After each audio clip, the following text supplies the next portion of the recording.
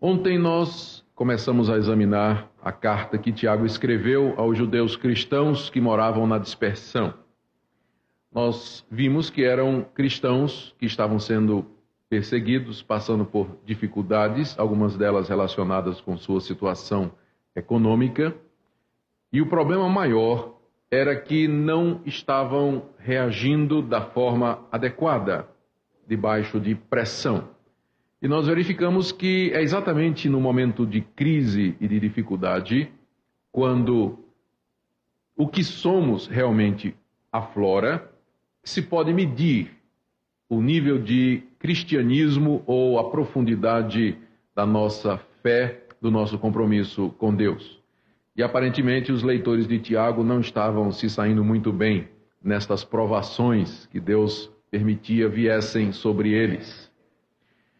E Tiago, então, escreve essa carta com dois objetivos em mente. O primeiro deles era orientá-los sobre como se comportar no meio daqueles tempos difíceis e, em segundo lugar, corrigi-los quanto a algumas atitudes que eles estavam tomando e que refletiam a falta de profundidade ou de maturidade cristã.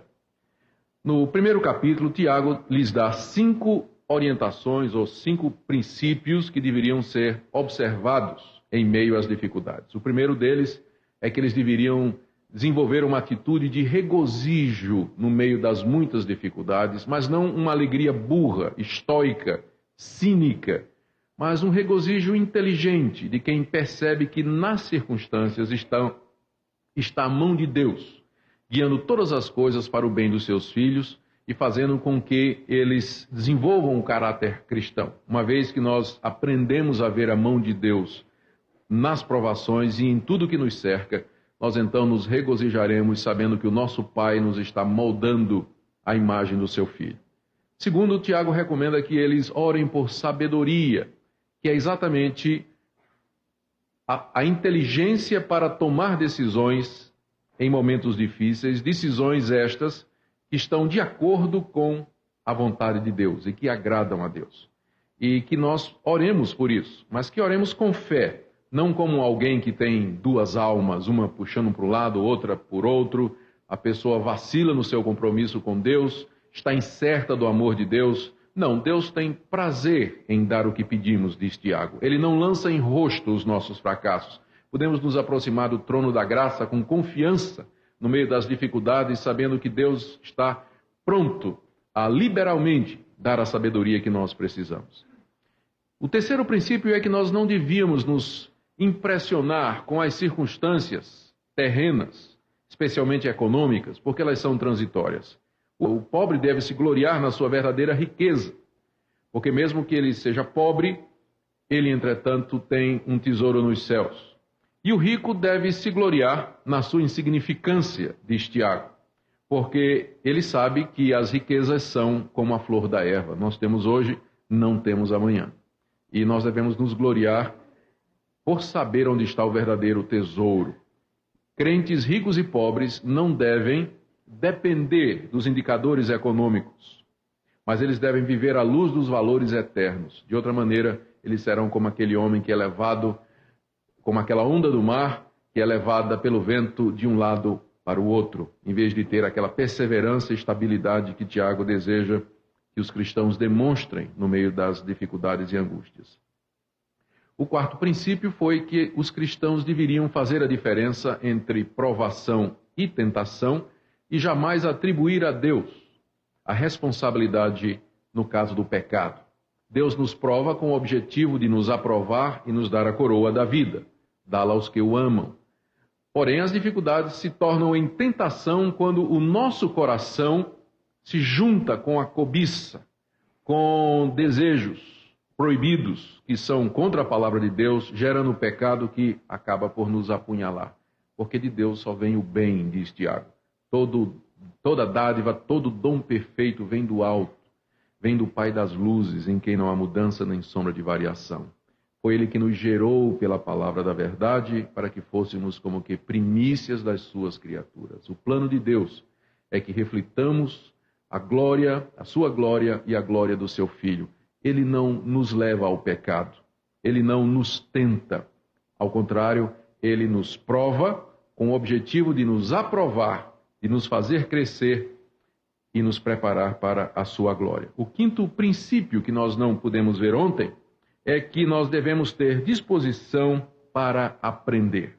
Está aí do verso 19 e 20 que nós leremos agora. Sabeis estas coisas, meus amados irmãos. Todo homem, pois, seja pronto para ouvir, tardio para falar, tardio para se irar, porque a ira do homem não produz a justiça de Deus. O quinto princípio que Tiago coloca diante daqueles crentes aflitos é que eles, no meio da dificuldade e da angústia e da provação, desenvolvam uma disposição para aprender. Isso é muito difícil, porque quando a gente está passando por dificuldade, o que a gente quer é escapar do problema, resolvê-lo. E adquirir uma disposição para aprender com os problemas exige disciplina, treinamento e prática. A nossa tendência natural e pecaminosa diante da aflição é nos irar. Nós ficamos impacientes, nós desanimamos, nós desistimos, nós desabafamos às vezes de uma forma que não convém, ou então, irados, nós queremos resolver na carne, tomando atitudes bem mundanas, dependendo do problema. E se nós examinarmos a nossa vida, nós veremos que isso é assim. A primeira reação nossa, quando nós estamos no trânsito, por exemplo, e que alguém nos dá uma fechada, não é dizer, ó Deus, abençoa esse querido. Não é essa a reação. Não é essa o primeiro impulso do nosso coração. E frequentemente nós agimos no primeiro impulso que vem do nosso coração, e nós sabemos que temos uma natureza corrompida, uma natureza que é inclinada ao mal, que tem muito mais prazer em praticar o pecado do que fazer aquilo que Deus determina. Portanto, os primeiros impulsos, as primeiras reações, o que parte do nosso coração é a ira, é o termo que Tiago usa aqui, que ele chama de ira humana. O problema é que a ira humana, ela nunca acha uma solução para os problemas que Deus aprova. Como ele diz aí no verso 20, a ira do homem não produz a justiça de Deus. Quando nós, irados, tentamos resolver o problema ou nos safar de uma situação, frequentemente nós tomaremos atitudes e decisões das quais nos arrependeremos depois, e depois nós veremos que elas não glorificam a Deus, elas não agradam a Deus. É isso que o verso quer dizer. Ou seja, a ira humana não acha um caminho que faz justiça ao caráter de Deus. E o que nós queremos fazer é aprender a reagir da forma certa, debaixo de pressões e dificuldades. E o ensino de Tiago é que todo homem, portanto, e aqui vem a orientação que ele dá àqueles cristãos, seja pronto para ouvir. Em vez de deixarmos que a ira comande as nossas reações, nós devemos estar prontos para ouvir. Ouvir aqui é ouvir no sentido de aprender. O que é que Deus está querendo me ensinar com isso? Deixe-me ouvir a voz de Deus no meio desta confusão, no meio dessa angústia e no meio desse problema. Deus me ensina, eu desejo aprender de ti. E nós devemos, em segundo lugar, ser devagar em falar e devagar em nos irar. O antigo provérbio árabe diz que Deus, não foi sem razão que Deus nos deu 2 ouvidos e apenas uma boca. Com isso, já querendo dizer na criação que nós devemos ouvir 2 vezes mais do que nós falamos. Todo homem, então, seja pronto para ouvir, aprender a palavra de Deus e devagar para falar, e falar em ira. Quando Caim percebeu que Deus havia se agradado mais do seu irmão Abel do que de si mesmo, seu semblante mudou e a sua reação foi de ira. Ele permitiu que a ira dominasse o seu ser. E Deus veio falar com ele, mas ele recusou-se a ouvir a Deus. Também quando Deus secou a boboreira que dava sombra na cabeça de Jonas, Jonas ficou extremamente aborrecido e disse palavras das quais provavelmente se arrependeu depois, dizendo: eu prefiro a morte do que ter esse sol aqui na minha cabeça. é exatamente quando estamos irados, magoados, ressentidos pelo problema, que nós às vezes nos pronunciamos ou dizemos certas coisas que não resolvem, mas complicam, aprofundam a complexidade do problema e faz com que depois nós nos arrependamos profundamente. A orientação de Tiago, a orientação de Deus, é que nós desenvolvamos uma atitude, uma disposição para aprender no meio do conflito. Deus, por que é que isso veio à minha porta? Por que é que isso está me acontecendo? O que é que o Senhor deseja me ensinar? Fala que o teu servo ouve, antes de nos pronunciarmos ou tomarmos qualquer atitude impensada. E agora nós chegamos no ponto 2, onde Tiago aponta para o que talvez fosse o problema central daqueles cristãos judeus a quem ele escreve. Ou seja, aqui Tiago nos diz que a raiz da imaturidade daqueles cristãos estava no fato de que eles eram ouvintes profissionais da palavra. Eles eram ouvintes profissionais, mas eles não praticavam a palavra de Deus. E a partir do verso 19, Tiago fala qual é a atitude correta que eles devem manifestar para com a palavra de Deus que eles ouviam e que lhes era anunciada continuamente nos seus cultos. Ele diz aí a partir do verso 21 as seguintes palavras. Vamos ler até o verso 27. Portanto, despojando-vos de toda impureza e acúmulo de maldade, acolhei com mansidão a palavra em vós implantada, a qual é poderosa para salvar a vossa alma. Tornai-vos, pois, praticantes da palavra, e não somente ouvintes, enganando-vos a vós mesmos. Porque se alguém é ouvinte da palavra e não praticante, assemelha-se ao homem que contempla no espelho o seu rosto natural.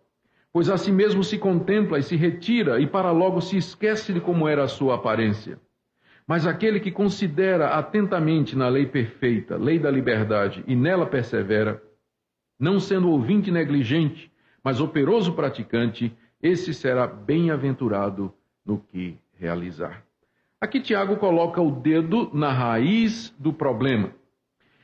O problema todo era que aqueles cristãos judeus sabiam de tudo isso. Verso 19.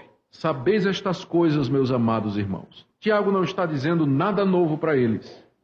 Essas instruções que Tiago está passando no capítulo 1, com certeza, já eram do conhecimento deles. O problema é que eles não colocavam em prática aquilo que sabiam. E esse é o problema conosco.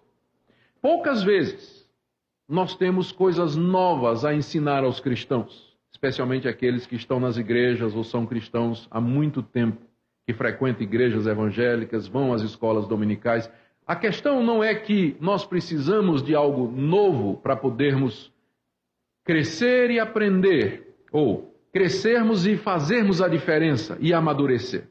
O problema é que nós não colocamos em prática aquilo que nós sabemos. Aquilo que nós sabemos. Aqui está a raiz, então, do problema daqueles cristãos. Eles tinham conhecimento, mas lhes faltava prática. Tornar operacional aquilo que eles já conheciam. E Tiago, então, aqui vai na raiz do problema. Ele fala de que maneira aqueles cristãos deveriam ouvir a palavra de Deus. Primeiro, eles deviam acolher a palavra, que é muito mais do que somente ouvir. Está no verso 21.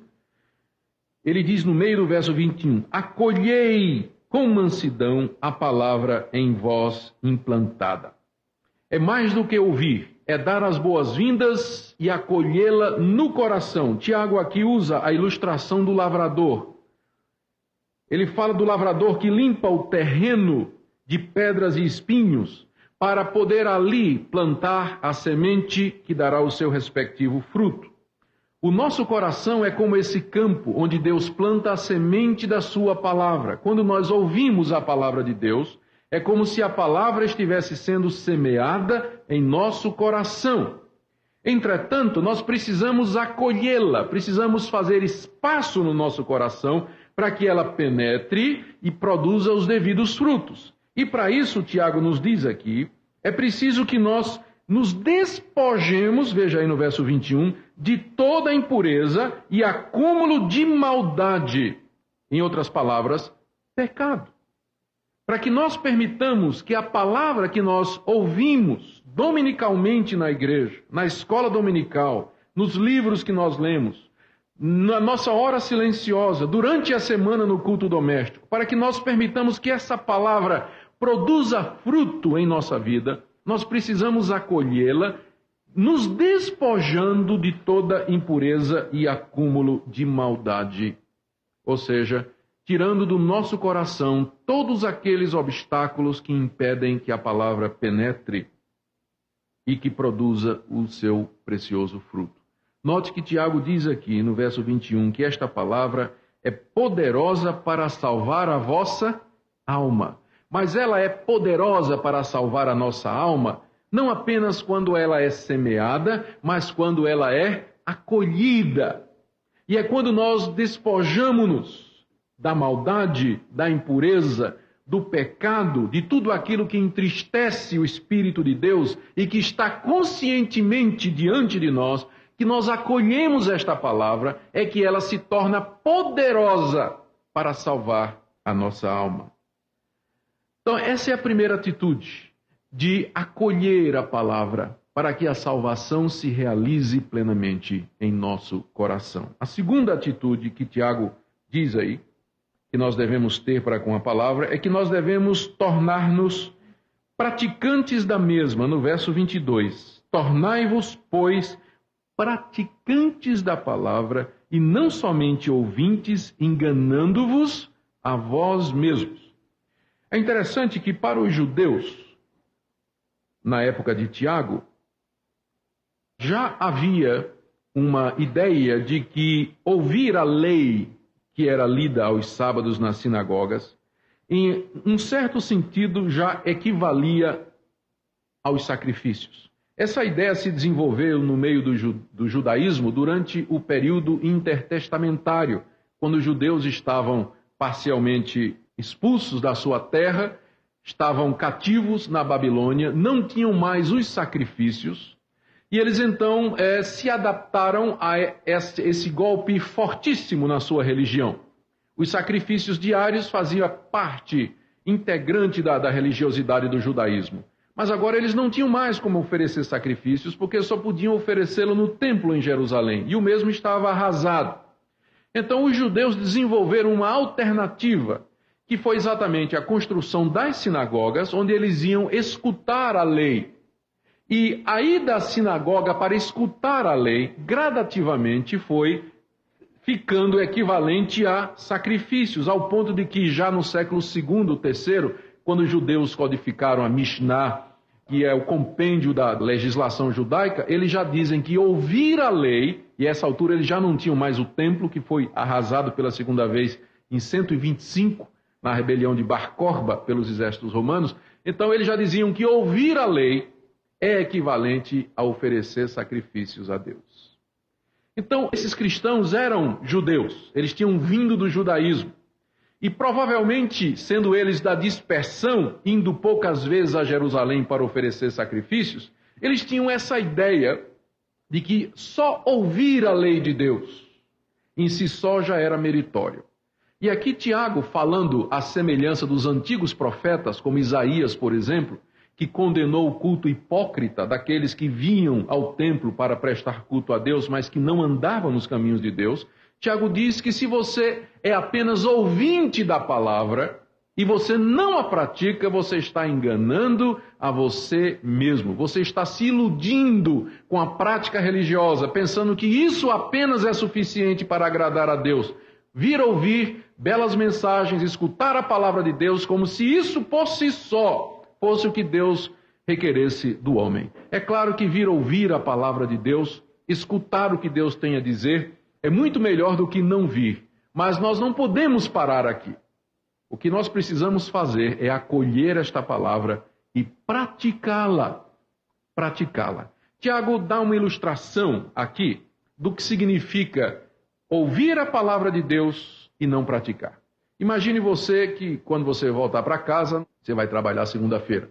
Aí veja bem, você acorda segunda-feira de manhã, tá certo? Acorda, espreguiça, vai lá no banheiro, olha no espelho, a barba tá apontando, o cabelo todo despenteado, aí você dá uma olhada no espelho, você vira as costas, coloca o paletó e vai para o trabalho. Nenhum de nós faz isso. Nenhum de nós faz isso. Seria loucura. Você vai, olha no espelho, vê os defeitos da sua aparência, do seu rosto, aquilo que precisa ser arrumado, vira as costas e simplesmente vai e logo se esquece do que você viu. Ninguém faz isso. Entretanto, Tiago diz aqui que a palavra de Deus é como um espelho. E que quando nós ouvimos a palavra de Deus, e ela mostra os defeitos da nossa alma, ela é o espelho da alma. Se nós virarmos as costas e irmos embora sem tomarmos nenhuma atitude, nós somos como aquela pessoa que olha no espelho, vê os defeitos do rosto, simplesmente vira as costas e vai embora. Veja como ele diz exatamente isso. Aí no verso 23, se alguém é ouvinte da palavra e não praticante, assemelha-se ao homem que contempla no espelho o seu rosto natural, pois a si mesmo se contempla e se retira e para logo se esquece de como era a sua aparência. A Bíblia é o espelho da alma, a palavra de Deus. Quando nós estamos diante da palavra de Deus, sendo confrontados por ela, ela coloca com muita clareza diante de nós aquilo que nós precisamos mudar. E enquanto Deus está falando ao seu coração, a sua consciência vai lhe dizendo o que é que você precisa mudar, o que é que precisa ser consertado. Também, é claro, o Espírito de Deus vai dizendo, bem-estar, servo bom e fiel. Você tem tido vitória nisso, Deus tem te abençoado nisso, amém. Mas aqui precisa disso, essa atitude precisa ser abandonada, esse relacionamento precisa ser interrompido, uma outra decisão precisa ser tomada. Nós ouvimos a palavra de Deus, somos confrontados pelo espelho da alma, viramos as costas, saímos e esquecemos o que Deus nos disse. E aí voltamos outra vez, domingo após domingo, sempre a mesma história. Ouvindo a palavra, mas não praticando o que ela nos diz. Era esse o problema daqueles cristãos a quem Tiago escreve. Eles sabiam estas coisas. Tiago não lhes está dizendo nada novo. O que eles precisavam era acolher a palavra de Deus em seus corações, como o lavrador que limpa o terreno e empurra a semente para que ela produza fruto. E também eles precisavam praticar a palavra de Deus. Senão, eles estariam apenas iludindo a si mesmos com uma religiosidade superficial que não era poderosa para salvar as suas almas. Aqui estava, então, a raiz do problema daqueles irmãos. E Tiago conclui, do verso 26 a 27, dizendo qual é a essência da verdadeira religião. Se alguém supõe ser religioso, deixando de refrear a língua, antes enganando o próprio coração, a sua religião é vã. A religião pura e sem mácula para com o nosso Deus e Pai é esta: visitar os órfãos e as viúvas nas suas tribulações e a si mesmo guardar-se incontaminado do mundo. Tiago aqui diz que a religiosidade que nem controla a língua é falsa. Talvez Tiago estivesse procurando um teste para colocar diante daqueles cristãos, para que eles pudessem ver a realidade do seu estado diante de Deus. E Tiago pensou na língua como sendo o teste definitivo, se a religiosidade de alguém, se a religião que ele pratica é genuína, verdadeira, ou é simplesmente vazia, inútil, que é o que a palavra grega quer dizer.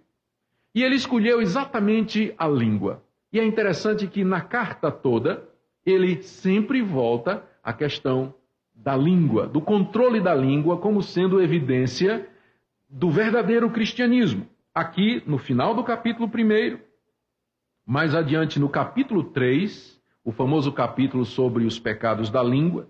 No capítulo 4, ele fala da maledicência a partir do verso 11. E também no capítulo 5, mais uma vez, ele diz: irmãos, não faleis mal uns dos outros.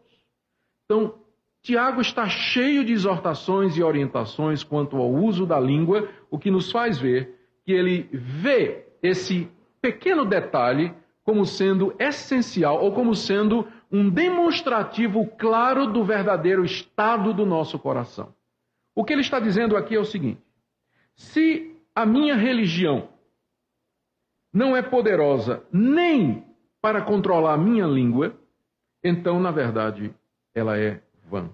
Nós estamos nos iludindo com a prática religiosa ritualista. Ele diz aí no verso 20 que a pessoa está enganando o próprio coração.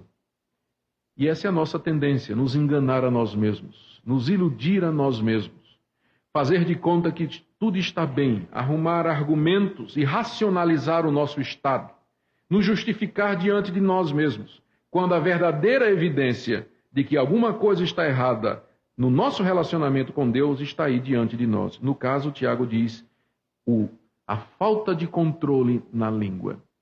Evidentemente que Tiago sabe que o pecado não está no órgão da fala, a língua, mas é no falar descontrolado, o falar o que não deve, o falar mal dos outros, o mentir, o caluniar, o levantar suspeitas, dizer palavras torpes, piadas que não convêm, enfim, quanta coisa nós podemos falar com a língua e dizer com ela.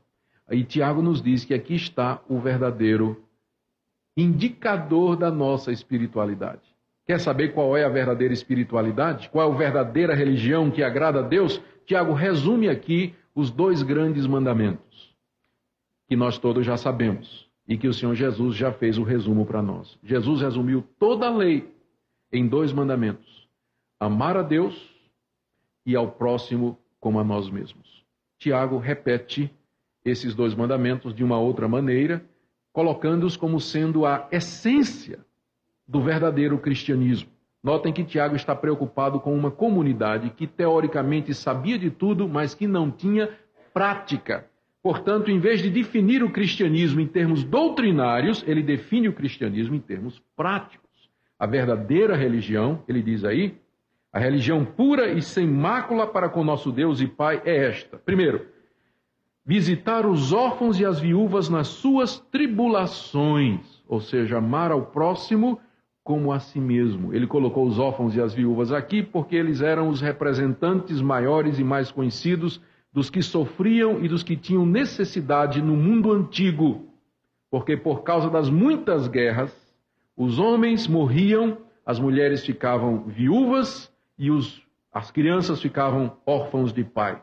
E, portanto, a carência dos órfãos e das viúvas era muito grande no mundo antigo. Tiago, então, os coloca como sendo o exemplo máximo do próximo que precisa de socorro. A religião que agrada a Deus, ela se demonstra, em primeiro lugar, por amor aos necessitados, aos órfãos e às viúvas. E segundo, por amor a Deus. Ou seja, eu me guardo incontaminado do mundo. Tiago vai dizer no capítulo 4 que isso equivale a amar a Deus, porque ele diz que nós não podemos ter amizade ao mundo e amor a Deus ao mesmo tempo. Se quisermos ser amigos do mundo, nos tornamos inimigos de Deus. Aqui então ele já coloca desta forma o amor a Deus como sendo odiarmos o mundo. O mundo aqui não é a natureza bela que Deus criou, mas é o conjunto de valores, a maneira de pensar, a forma de agir da humanidade que não tem Deus e que vive como se Deus não existisse. Se nós amamos a Deus, nós nos guardamos da contaminação desses valores, dessas ideias, dessa maneira de ser, de agir, de trajar, de se divertir, de falar, de ver a realidade. Ou seja, a verdadeira religião implica em amor ao próximo e santificação, que reflete o nosso amor a Deus. Queridos, notem como a ênfase de Tiago é determinada pelas circunstâncias. Se Tiago estivesse escrevendo para uma comunidade de legalistas, gente que pensava que através das obras elas alcançariam a justificação dos seus pecados e o perdão de Deus, ele não teria escrito desta maneira. Mas ele está escrevendo para pessoas que já são cristãos há algum tempo, têm toda a teoria na cabeça, mas que na hora da crise, na hora da perseguição, estavam mostrando que esse conhecimento era apenas intelectual. Eles não estavam praticando o cristianismo, vivendo no dia a dia o cristianismo. Daí ao ponto dele definir a religião cristã como sendo, em resumo, amor ao próximo e santificação, amor a Deus, se guardarem contaminado do mundo. Em outras circunstâncias, ele concordaria com Paulo, que a essência do cristianismo é fé no Senhor Jesus Cristo e que a salvação não é por obras. Só que, é claro, Tiago aqui precisa dizer que também a fé que salva, se ela não tiver obras, amor ao próximo e santificação, ela não é a fé salvadora. Tiago trata no capítulo 2 de dois problemas práticos. Ele agora vem falando teoricamente. Note como ele vem falando em princípio, que o cristianismo precisa ser traduzido em prática da palavra de Deus, que tem que ser acolhida em nossos corações, palavra que é poderosa para salvar as nossas almas. Fazendo isso, nós estaremos prontos para enfrentar as dificuldades. E agora Tiago, a partir do capítulo 2, ele trata de problemas específicos da comunidade e que revelam o nível de espiritualidade da comunidade. E o primeiro deles é a questão da acepção de pessoas que havia entre aqueles judeus cristãos. E nós vamos entrar nisso agora imediatamente. Temos aí no capítulo 2, de 1 a 13, a correção que Tiago faz daquela atitude incoerente deles. Ou seja, uma incoerência que se mostrava no tratamento diferenciado que eles davam às pessoas na igreja com base em suas posses ou na sua aparência. O problema está aí no verso 1. Veja só. Meus irmãos, não tenhais a fé em nosso Senhor Jesus Cristo, Senhor da glória, em acepção de pessoas. Acepção de pessoas, o que é que significa isso? Significa que se estava dando um tratamento diferenciado a algumas pessoas na igreja. E isso com base naquilo que as pessoas eram externamente. A liderança daquelas comunidades estava mostrando favoritismo aos membros da igreja que eram ricos e bem trajados, ao mesmo tempo em que tratava os pobres da igreja de forma preconceituosa. Ou seja, eles estavam agindo exatamente como o mundo age. E o mundo claramente diz isso, que você é tratado de acordo com o que você veste. Eu sempre viajo muito São Paulo, Rio, ou faço outras viagens pelo Brasil afora, usando a ponte aérea, e você percebe a diferença quando eu vou de paletó e gravata, bem trajado, com a maletinha levando um laptop, ou quando eu vou de jeans, tênis e uma camisa quadriculada, com um livro na mão para ler. Você percebe a maneira como as pessoas olham e a maneira como as pessoas lhe tratam. Num banco é a mesma coisa. E hoje em dia se diz claramente isso, que para as pessoas de um determinado nível financeiro existe um tratamento diferenciado. Se você não tem esse determinado nível financeiro, você é atendido de outra maneira.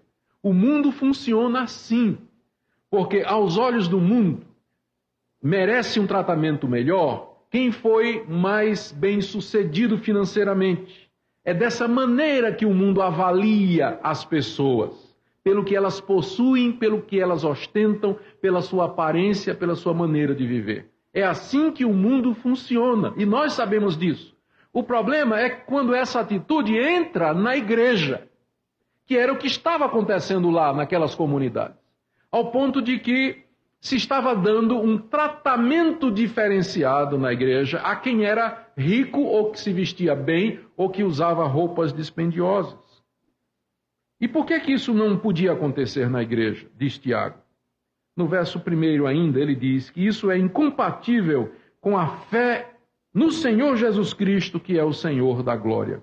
Por que a acepção de pessoas na igreja é incompatível para com o cristianismo? Primeiro, porque o nosso Salvador, sendo rico, se fez pobre, para que através da sua pobreza nós enriquecêssemos. Segundo, porque tendo a oportunidade de nascer em palácios, ele nasceu pobre e viveu entre os pobres e socorreu os pobres.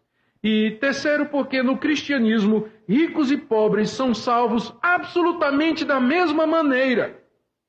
Não tem diferença nenhuma. São pecadores do mesmo jeito. E um rico e um pobre são salvos da mesma maneira.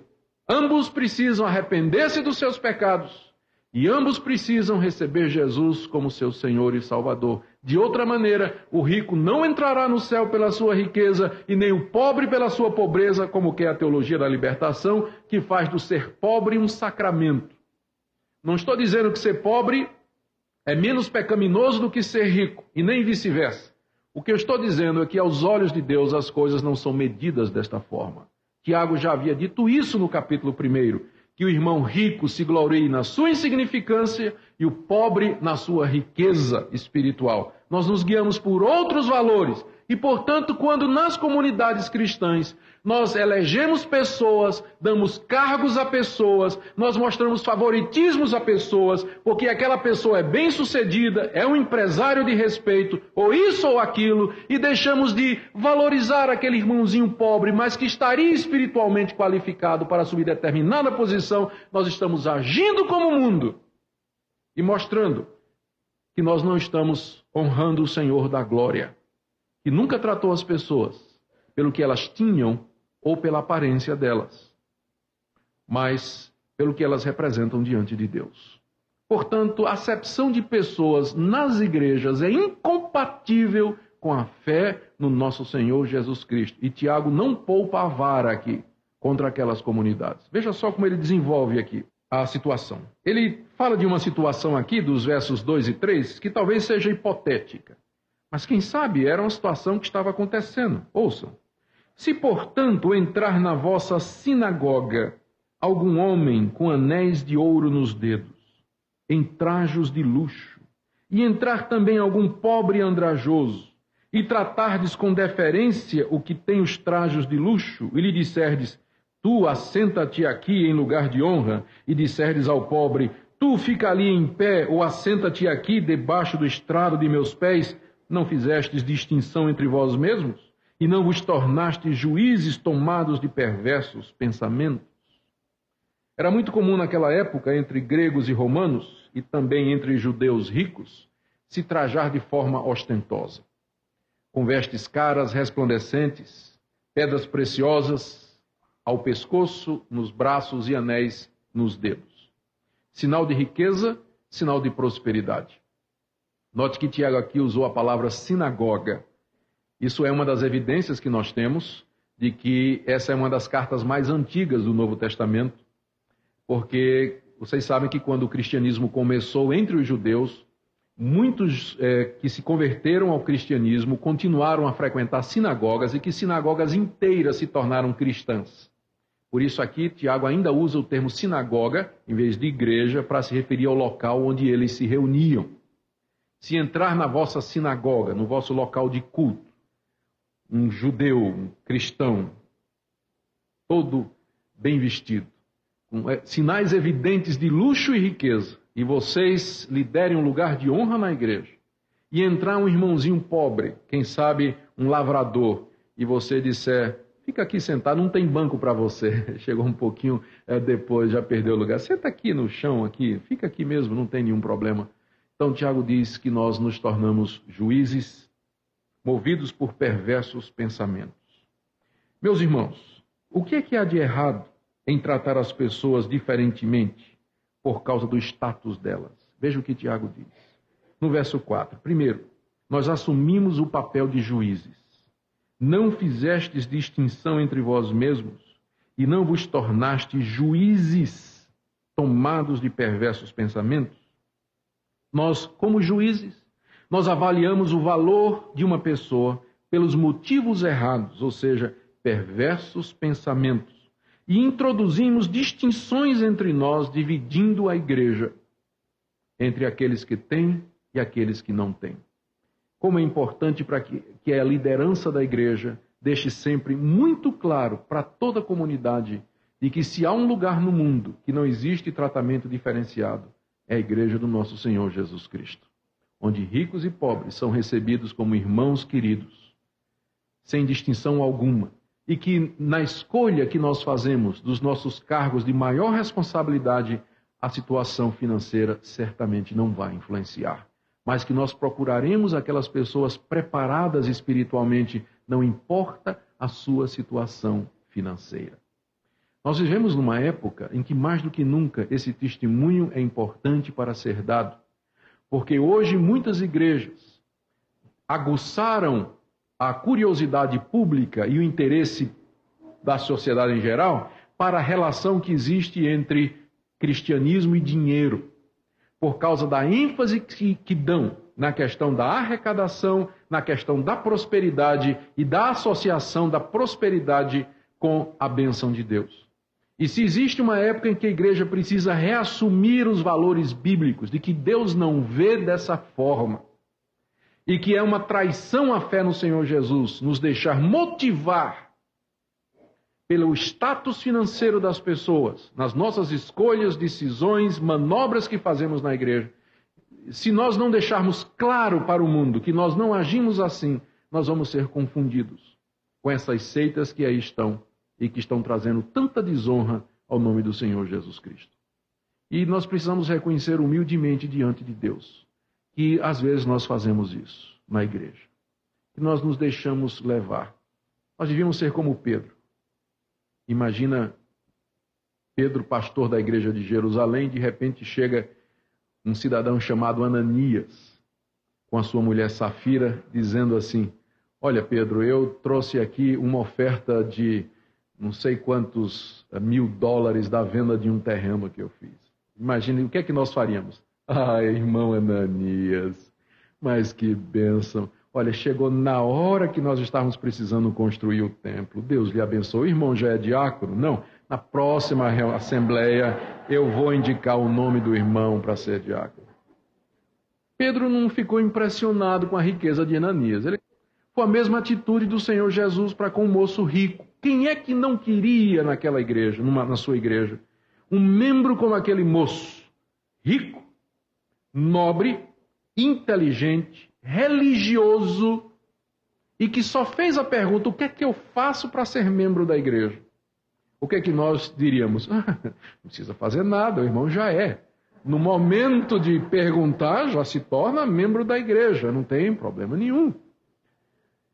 E o Senhor Jesus não estava impressionado com toda a aparência daquele moço e disse para ele o que é que ele tinha que fazer na realidade. Nós temos que ouvir a palavra de Deus com relação a isso, porque frequentemente esse câncer da acepção de pessoas por causa do status entra nos nossos relacionamentos e entristece o Senhor da glória. Primeiro, nós estamos assumindo o papel de juízes, estamos julgando as pessoas pelo que elas têm, pensando que quem tem mais é de alguma forma mais apropriado para o serviço de Deus ou que tem mais capacidade para realizar o trabalho de Deus. São juízes motivados por pensamentos perversos, diz Tiago. Segundo, nós invertemos a maneira como Deus vê as pessoas. Verso 5. Ouvi, meus amados irmãos, não escolheu Deus os que para o mundo são pobres, para serem ricos em fé e herdeiros do reino que ele prometeu aos que o amam? Ou seja, nós invertemos os valores. Deus escolheu os que são pobres desse mundo para serem ricos na fé e herdeiros do reino que ele prometeu aos que o amam. Quando nós valorizamos o rico acima do pobre, nós estamos invertendo os valores de Deus. Os pobres cristãos são herdeiros de Deus, embora para o mundo eles sejam desprezíveis. Terceiro, nós estamos exaltando o rico, que na situação lá dos crentes a quem Tiago escreve, eram responsáveis em parte pelas aflições deles. Veja como Tiago diz aí no verso 6. Entretanto, vós outros menosprezastes o pobre. Não são os ricos que vos oprimem, e não são eles que vos arrastam para os tribunais? Não são eles os que blasfemam o bom nome que sobre vós foi invocado? No tempo de Tiago, boa parte das aflições que aqueles cristãos pobres estavam passando era por causa dos ricos latifundiários. Eles eram lavradores, eles eram jornaleiros, tinham seu salário diminuído, eram oprimidos, os ricos os levavam aos tribunais, os ricos blasfemavam o nome do Senhor Jesus. E hoje em dia não é muito diferente. E era o que estava acontecendo ali. Tiago pergunta: quem são aqueles que estão trazendo dificuldades para vocês? São os pobres? Quem é que perseguem vocês? Quem são os que arrastam vocês para os tribunais? Quem são os que passam ou que cobram esses impostos absurdos, que corrompem a sociedade através da corrupção política? E vocês valorizam estas pessoas? Vocês deixam que elas se assentem nas suas igrejas, nos primeiros lugares? Vocês não estão vendo como Deus vê. E Tiago, então, nos ensina que a nossa vocação é espiritual e que nós não devemos ter respeitos humanos, mas nós devemos ver como Deus vê. É claro que nem sempre as coisas são assim, mas tem sido mais ou menos assim através da história. Concluindo, qual é a nossa situação diante de Deus? Se nós agirmos como o mundo age, fazendo acepção de pessoas e nos curvando diante dos ricos. Veja o que Tiago diz aí. Verso 8. Se vós, contudo, observais a lei régia segundo a Escritura, amarás o teu próximo como a ti mesmo, fazeis bem. Se todavia fazeis acepção de pessoas, cometeis pecado, sendo arguidos pela lei como transgressores. Note que Tiago coloca favoritismo como sendo uma violação da lei régia, do mandamento que diz: amarás o teu próximo como a ti mesmo. Ele chama de pecado e diz que pecado é favoritismo por questão financeira ou status social, é uma violação da lei régia do Antigo Testamento e do Novo. Amarás o teu próximo como a ti mesmo. E isso nos coloca como transgressores da lei de Deus, do verso 10 em diante. Qualquer que guarda toda a lei, diz Tiago, mas tropeça em um só ponto, se torna culpado de todos. Porquanto aquele que disse, não adulterarás, também ordenou, não matarás. Ora, se não adulteras, porém matas, vens a ser transgressor da lei. Vocês estão percebendo o raciocínio de Tiago? Ele está cercando aqueles cristãos com a lei de Deus, dizendo o seguinte: vocês sabem que tipo de pecado vocês estão cometendo? A acepção de pessoas, na verdade, é uma transgressão da lei régia. Amarás o teu próximo como a ti mesmo. Na verdade, é a transgressão do mandamento que diz: não matarás. O que é que significa não matarás? Toda vez que você despreza alguém porque ele é pobre, você está violando esse mandamento. Toda vez que você exalta o rico às expensas do pobre, e você age motivado por estas questões, você se torna transgressor de toda a lei, diz Tiago. Porque se você guardá-la toda, mas tropeçar num ponto só, e ele aqui no caso coloca, não matarás, você se tornou então culpado de ter transgredido toda a lei de Deus. Tiago não deixa barato a atitude daqueles cristãos. Ele diz: irmãos, essa atitude de vocês, de favoritismo e acepção de pessoas, lhes coloca como culpados diante de Deus. O que é que eles deviam fazer? Tiago, então, em conclusão, lembra 3 coisas para eles. Primeiro, que eles seriam julgados por Deus um dia. Está aí no verso 12. Falai de tal maneira, e de tal maneira procedei, como aqueles que hão de ser julgados pela lei da liberdade. Eles iriam ser julgados um dia. E o juízo era coisa certa, e eles deviam lembrar disso. E eles seriam julgados pela lei que trouxe liberdade, que é o Evangelho. Ou seja, naquele grande dia, quando eles comparecessem diante de Deus, a humanidade toda comparecer diante de Deus, o critério de Deus para o julgamento é exatamente a lei da liberdade. Se nós experimentamos a liberdade através do Evangelho, se Deus nos aceitou como nós somos, por que nós tratamos o nosso próximo de maneira diferente? Um dia Deus haverá de trazer diante de nós as nossas atitudes. Tiago adverte aqueles cristãos a respeito do julgamento vindouro, que era uma coisa certa. Segundo, ele diz que no dia do juízo não vai haver acepção de pessoas, verso 13. Porque o juízo é sem misericórdia para com aquele que não usou de misericórdia, e a misericórdia triunfa do juízo. Ou seja, cada um receberia de acordo com o que fez. Quem julgou os outros e fez acepção de pessoas, Deus vai julgá-lo da mesma forma. Quem usou de misericórdia para com os outros, como também alcançou misericórdia, vai alcançar a misericórdia de Deus no dia do juízo. Ou seja, Deus não vai fazer acepção no dia do juízo. que eles então falassem e vivessem à luz disso. Note aí, no início do verso 12, mais uma vez a preocupação de Tiago entre o falar e o viver. Falai de tal maneira e de tal maneira procedei. Não somente digam de boca, eu te amo, meu irmão, nós somos cristãos, mas procedam assim, como aqueles que vão ser julgados pela lei da liberdade e por aquele que não faz acepção de pessoas. O que Tiago está dizendo aqui é que nós temos que usar de misericórdia no tratamento de uns para com os outros, de amor, de compaixão, e jamais movidos pelas distinções determinadas pelo nosso status social. Meus irmãos, como estamos nós diante de Deus? Essa carta sempre foi um desafio para mim. Eu não consigo lê-la sem ser levado aos meus joelhos e a fazer um exame na minha consciência. E dizer, ó Deus, eu sei que a salvação é mediante a fé em Jesus Cristo somente. E que tu me aceitas não pelo que eu faço, não pelo meu mérito, porque eu não tenho nenhum. Se o Senhor fosse dar o meu merecimento, eu seria condenado eternamente. Eu sei que é pela tua graça que eu sou salvo, pela tua misericórdia.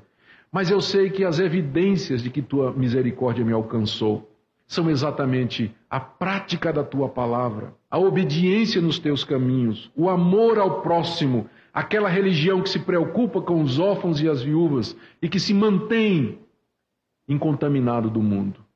Ó Deus, por que essas coisas não estão tão evidentes na minha vida? Por que há uma relutância tão grande em mim com relação a isso? Queridos, a carta de Tiago não foi escrita para nos desanimar. Ao contrário, ela foi escrita para nos desafiar a depender da misericórdia desse Deus que nos gerou para que fôssemos primícias das suas criaturas. Para que nós cresçamos na graça e no conhecimento do Senhor Jesus. Para que nós experimentemos diariamente a renovação através do perdão que Deus nos oferece e da nossa dedicação a Ele para vivermos de acordo com a sua palavra. Deus nos chama diariamente a confessarmos os nossos pecados, nos arrepender das nossas atitudes e tomar decisões ao seu lado, decisões na área da santificação e do crescimento. É o momento de tomarmos algumas dessas decisões. Se somos apenas ouvintes da palavra, não somos praticantes, se temos nos guiado por essas distinções externas quanto à aparência das pessoas, se não temos usado de misericórdia para com elas, Deus nos convida a um exame, ao quebrantamento e à reforma de vida. Tudo através da sua misericórdia. Vamos orar nesse instante, vamos curvar nossas cabeças, clamar pela misericórdia de Deus em nossas vidas. Nosso Deus, nós estamos diante da Tua palavra, que é como espelho da alma, que penetra mais profundamente do que uma espada afiada de 2 gumes, que distingue, Senhor, entre alma e espírito, junta e medula, e é poderosa, Senhor, para revelar-nos a Tua vontade e o Teu querer. Nosso Deus, estamos diante de Ti agora, e nós não queremos sair daqui como quem olha no espelho, vê o seu rosto natural e logo se esquece. Nós queremos aqui e agora nos comprometer diante de Ti, a mudar o nosso comportamento. Confessamos os nossos pecados e queremos nos colocar diante de Ti para uma mudança de vida completa que só o Senhor pode fazer. Senhor, Te damos graças porque é por Tua misericórdia que somos salvos.